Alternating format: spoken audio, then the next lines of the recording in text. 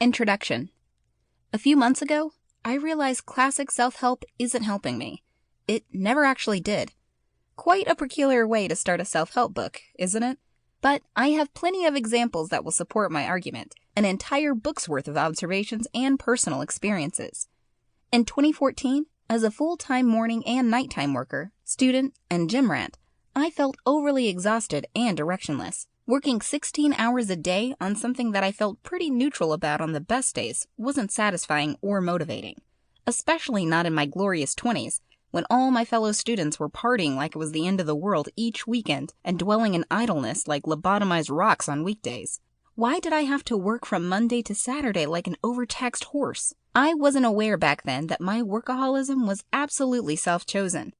Although I couldn't have lived without work since I was as poor as a church mouse, I still would have survived if I had worked less. My mindset in the early 20s was quite black and white.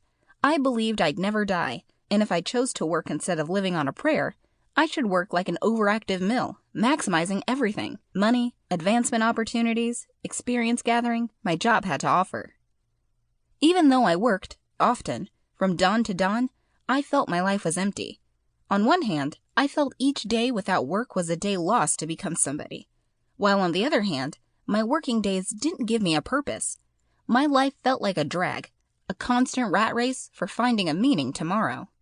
I read my first self-help book during this bitter period of my life.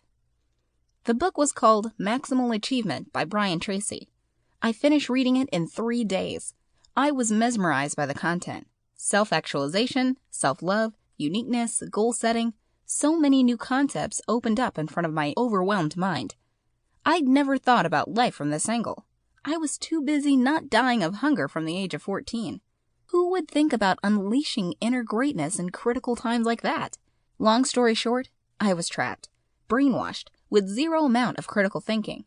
I accepted each word, each practice, and each tidbit of information as the absolute truth. Whenever something didn't resonate with me, I automatically assumed the problem was with me. I found new hope, new meaning in that book, and the many other classical self-help types like The Secret and You Were a Badass that followed.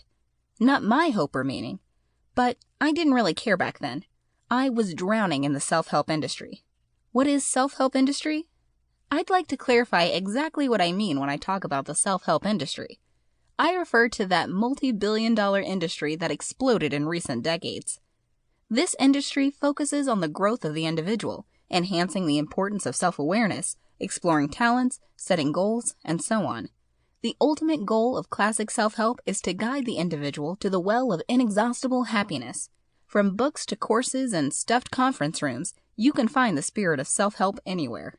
And arguably, although this new wave of motivation changed the lives of millions of people, there are still millions of other people who couldn't find the solution they were seeking.